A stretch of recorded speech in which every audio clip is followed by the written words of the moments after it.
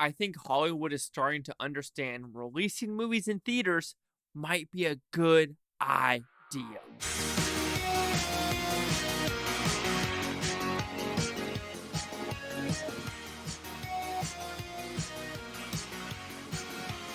Chase Lee Hockey here with the Blue Futon reviewing Playing with Gerard Butler. What's about pretty simple premise actually.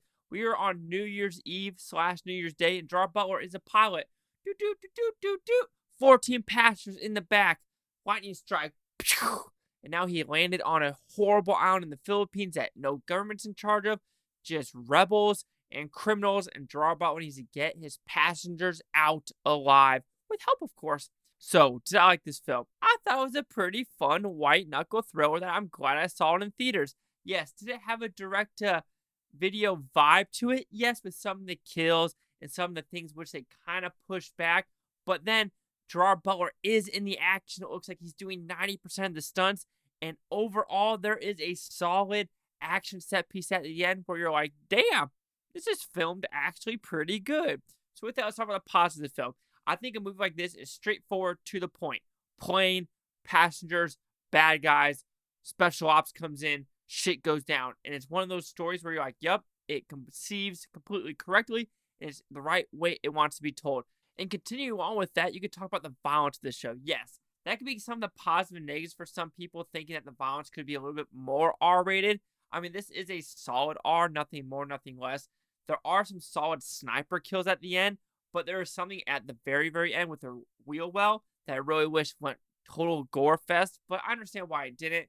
But I think on some of the action set pieces, which they are strong, they could have been a little bit stronger with some of the gore and everything else involved. With the acting, I think everyone plays their part extremely well. The passengers know what they need to be. Gerard Butler knows what they need to be.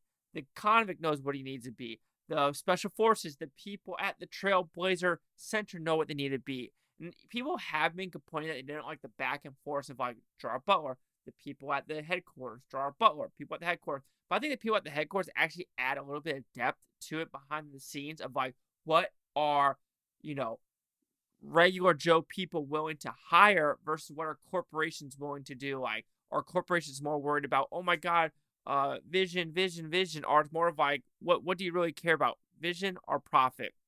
Or people's lives? So it brings that conundrum into it, and I do think it's pretty fun.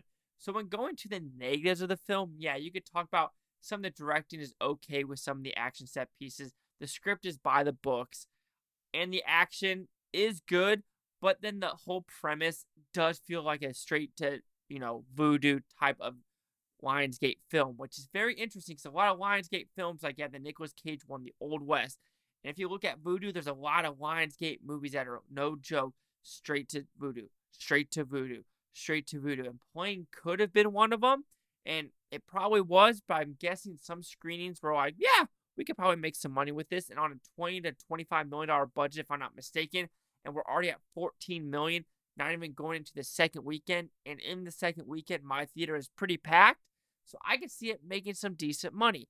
I could maybe stop at the $25-30 million mark plus home sales plus voodoo sales. This movie will make a profit. So good on Lionsgate and other producers saying, let's try to put this in theaters. We think we can make money, and I think it really is a solid play.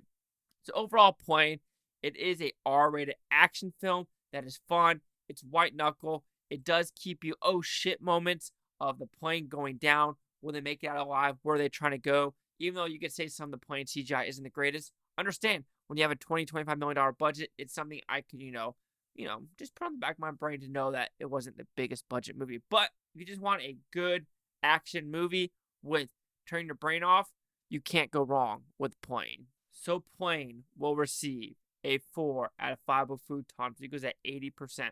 We'll see the critics' news scores gave this one. Critics a 76% with 125 of them. Audience score at 94% with over 1,000. Critic consensus. Plane charts a standard action-adventure course with its cruising altitude just a few miles above direct-to-video. But with Gerard Butler in the cockpit, thriller enthusiasts will still find this a fun flight. Sure, completely agree. And like I said, if you have a Saturday or Sunday, it's gloomy outside, Plane will cheer you up. 80, 76, 94. Chase out with the Blue Futon, like, comment, subscribe. Oh, don't think you pooped Autopia. You pooped Tony Snake after a great day. And seriously, what was the other Gerard Butler movie that came out last year that was kind of a straight to DVD video? And I got kind of, this movie sucks. So Last Something Alive. Oh, come on, where did it go? Last Seen Alive. 13 by the 13 and 36.